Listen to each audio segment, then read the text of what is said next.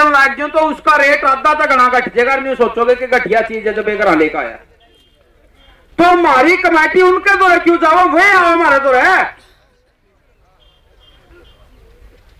हम कोई सामान थोड़े बेचा, हम तो अपनी न्याय की मांग कर रखी, रूरे कर रखी है। अगर हमारी बात में वेट है तो उरा के खरीद ले हमारी बात में, हमारी न्याय की मांग ने पूरी कर दो। उरा के हुए भेजो अपने नुमाइंदे, हम उनके दौरे भिखारी बन के क्यों जावा। क्या ये बात ठीक है भाइयों? रही बात जो मेरा भाई सुरेश ने बताई थी, मेरा भाई संदीप ने तो ये बताई थी कि मतलब 4 मांग है।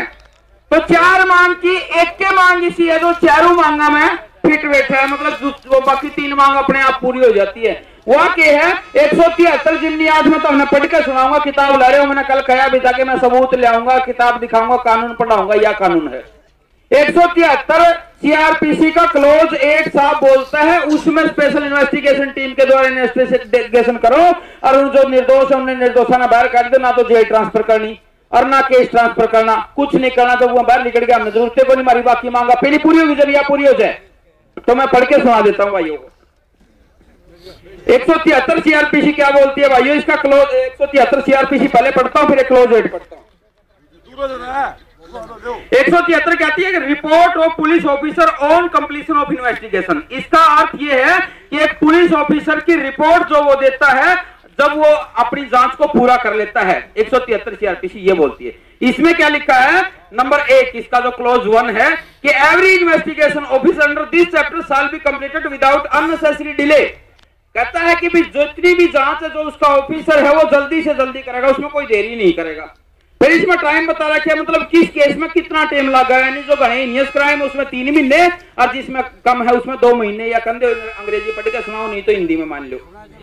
चलो मैं सुना देता हूं। The investigation in relation to the rape of a child may be completed within 3 month. 3 महीने में अगर किसी बच्चा के साथ कोई बलात्कार किया जाता है, गलत काम किया जाता है, तो वो 3 महीने के अंदर होगा, उसका चालान पेश कर देगी। इन्वेस्टिगेशन तब पूरी होती कंप्लीशन ऑफ इन्वेस्टिगेशन। आगे क्या लिखा है, from the date on which the information was record by the officer in charge of the police station, के जिस दिन मतलब एफआईआर लॉन्च हुई उसके 3 महीने के अंदर, और या फिर जिस दिन मतलब वो अपने वो सबूत इकट्ठा करने शुरू कर देते हैं उसके बाद।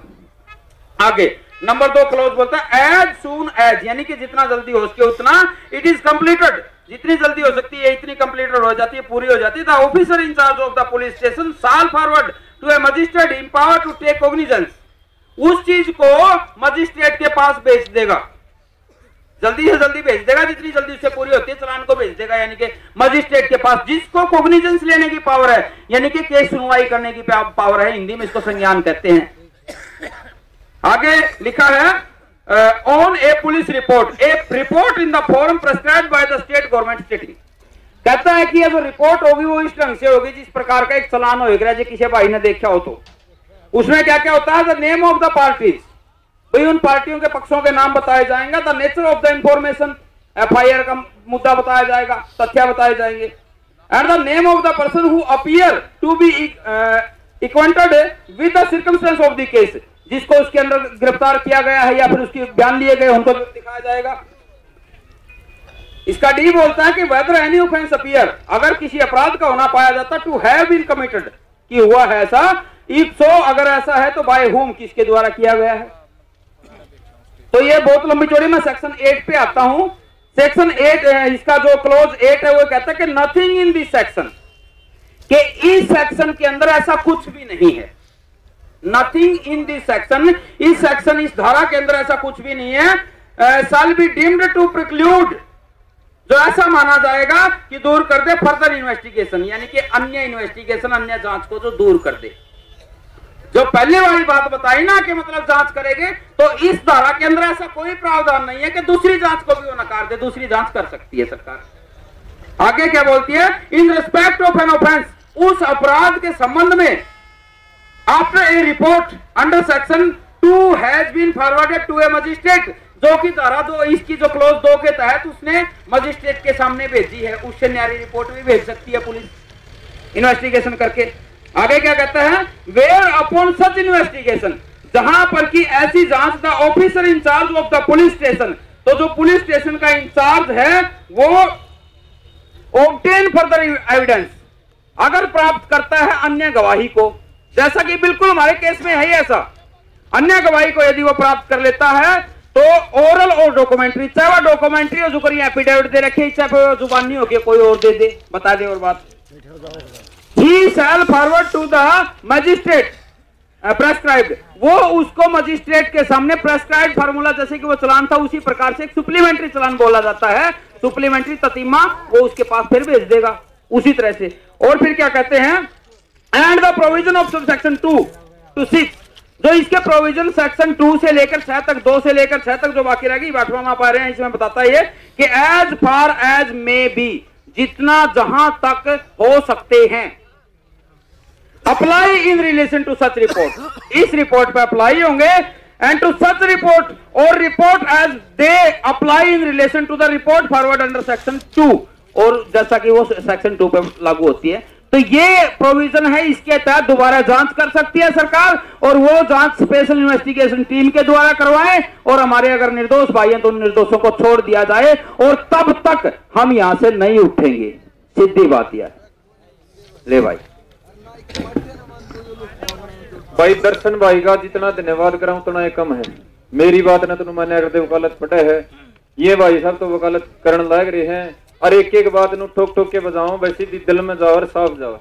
इनने जो भी बात कही है, एक बात मेरी कही थी पहला मैंने इनकी समझाई थी, हमें कोई भी बात आड़ा के करवाने 2-4 और भाई आओ हमारी बात पर सुहागा मार जाए, हमारी बात ने जीरो कर जाए। एक तो जब बात करवाने बिना सबूत के, बिना फैक्ट के हम कोई बात नहीं कहते। आज मैंने सरकार को चुनौती दी है, दर्शन भाई से बात करके 2-4 और वकील तैयार बात करके करी है। अब हमने जो मांग रखी है, आज अखबार में सब रहा था, वो संपत सिंह ननू का गैर कानूनी है, तो कानून का पतड़ा फलाना, ये बात बिल्कुल कानून के दायरे में है। कानून की जो धारा है 173(8) भाई साहब ने पढ़ के सुना दी। भाई कोई भी पक्ष, ना तो सरकार ना कोर्ट, फर्दर इन्वेस्टिगेशन से SIT के गठन से सरकार को नहीं रोक सकती। अब मैं एक बात साफ कर देना चाहता हूं लोगों के, आपके मन से, 2 मिनट रुको सिर्फ यहीं पे। भाई सरकार SIT का गठन क्यों नहीं कर रही? SIT के गठन का मतलब है कि हमारे उस समझौते को माना जाना जो मिर्चपुर गांव में जाट और वाल्मीकि के बीच में हो चुका है। अगर वो समझौता लागू होता है SIT की टीम में, तो हमारे निर्दोष भाई बरी हो जाएंगे तुरंत। अगर हमारे निर्दोष भाइयों को बरी कर दिया तो Rahul Gandhi UP assembly election जो लड़ना चाह रहे हैं, दलितों के नाम पे लड़ना चाह रहे हैं, वो वोट वो नहीं ले पाएंगे, और उसका खामियाजा वो भुगतवाएंगे भूपेंद्र सिंह हुड्डा से।